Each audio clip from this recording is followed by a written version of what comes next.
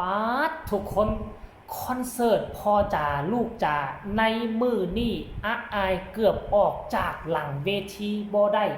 เต็มไปด้วยพ่อแม่เป็นร้อยกว่าคนต่อแถวกันขอถ่ายรูปมวนมันที่สุด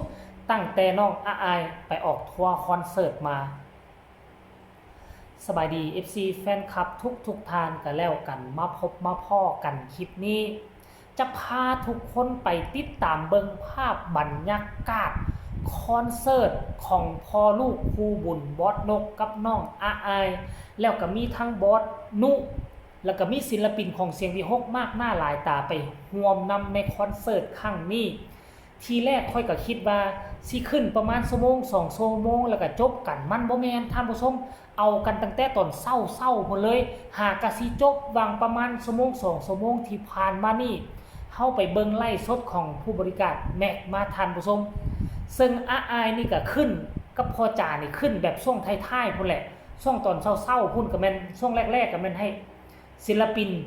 เนาะคนอื่นขึ้นก่อนจนมาตกสุดท้ายพ่อจ๋าย่านุแล้วก็น้องอายเป็นโตตกท้ายทานผู้ชมเอ้ยมาไล่ล่นมือและที่สำคัญหั่นน่ะ FC แฟนคลับเบิ่งยังบ่จุใจถึงแม้นว่าคอนเสิร์ตจบไปน้องอายลงจากเวทีมาพวกเจ้าฮู้บ่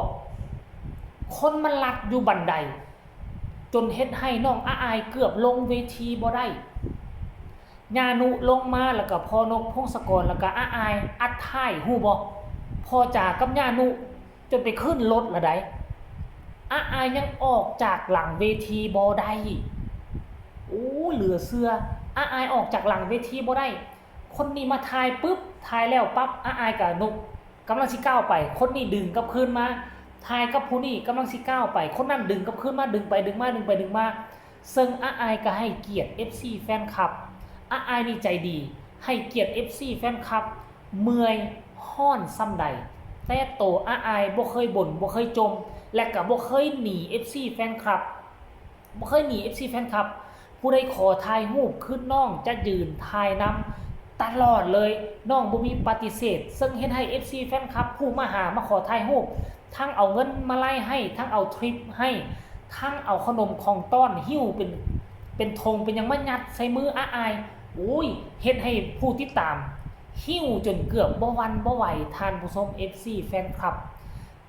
อันนี้คือเหตุการณ์ที่มันเกิดขึ้นสดๆวังกี้นี่รายละเอียดให้ทุกคนไปชมภาพบรรยากาศคลิปคอนเสิร์ตเรานี่สะก่อนแล้วจังมาพ้อกันในช่วงต่อไปอนุญาตเจ้าของคลิปนั่นก็คือบอดี้การ์ดแม็กไปชมพร้อมกันเลย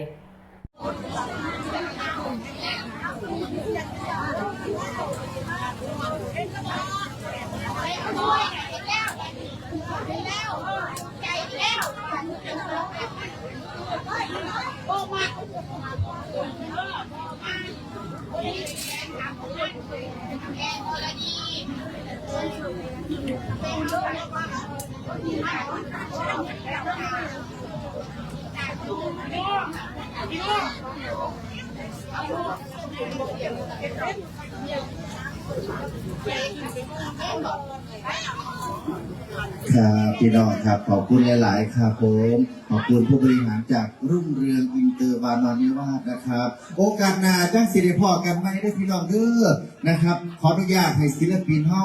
เต้ยล่าพีล่าน้องหาผลงานเพลงนะครับขอให้พี่น้องมีความสุขทุกคนความเก็บจะได้ความไข่ยาสมี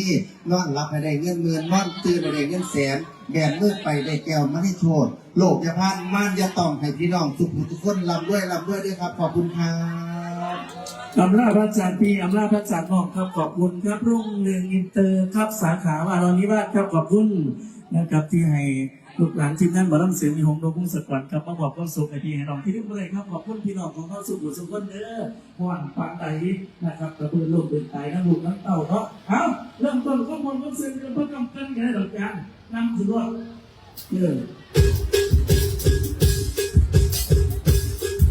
อำลาพระจันทร์ทางประเทศที่สุดท้ายครับผม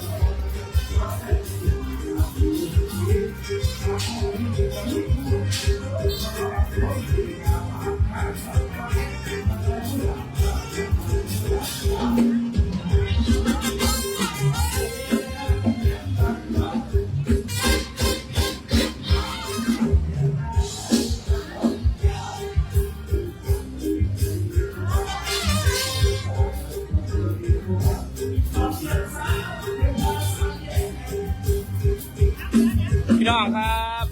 ผมขออนุญาตลงไหลนะครับแบตจะหมดแล้วเดี๋ยวแบตจะ3%ไปเจอกันไหมนะครับ สวัสดีครับ นี่แหละทุกคนเขาเอิ้นว่าแข่งเฮือแข่งพายมันแข่งกันได้ แต่ว่าแข่งบุญวาสนาแข่งกันบ่ได้ท่านผู้ชมเอ้ยเนาะก็บ่คิดบ่ฝันว่ามันจะ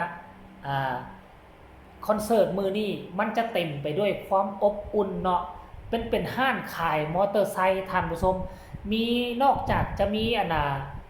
พนักงานอยู่ห้านขายมอเตอร์ไซค์ของเขาแล้วก็จะมีบรรดาพ่อแม่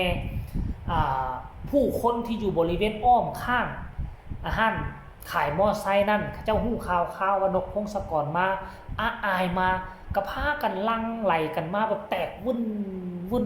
เลยท่านผู้ชมอายนี่ก็ยิ้มในใจอยู่แหละความจริงเพิ่นก็ฮ้อนเพิ่นอยากหนีออกจากจุดนั้นอยากไปขึ้นรถตู้แล้วแต่ก็เฮ็ดแนวไหนก็ FC แฟนคลับเดสนะเขาอุตส่าห์มาถ่ายรูปขนาดนี้แล้วก็สิเฮ็ดแนวไหนก็จำเป็นต้องได้อยู่จำเป็นต้องได้ถ่ายเดี๋ยวเพิ่นก็สิว่าเดี๋ยวเพิ่นก็สิบอกว่าโอ้ยคนนี้แนวนู้นแนวนี้แนวนั้นแต่สิ่งที่อ้ายเฮ็ดมื้อนี้คือถูกต้องที่สุดแล้วเมื่อยส่ำใดก็ต้องยิ้มใส่ลูกค้าเมื่อยส่ำใดก็ต้องยิ้มใส่พ่อแม่เพราะว่าหยังถ้าบ่มีพ่อแม่มาลัยก็จะบ่มีแล้วก็จะบ่มีลูกค้าเพราะฉะนั้นอ้ายเฮ็ดนี่หมดคำสิเว้ายกโป้ให้อย่างเดียวท่านผู้ชม FC แฟนคลับก็ขอฝากฟังคลิปนี้ไว้น้ำอ้อมใจให้ทุกคนกดไลค์กดแชร์กดติดตามที่สำคัญอย่ากดข้ามโฆษณาผู้ใดเห็นแล้วอยากส่งกำลังแห่งใจอยากตำหนิติชมเจบอลาวกันทำคลิปก็สามารถส่งข่าวมาได้ทางใต้คอมเมนต์สำหรับคลิปนี้ขอลาทานผู้ชมไปเพียงสำนี้ก่อนสบายดี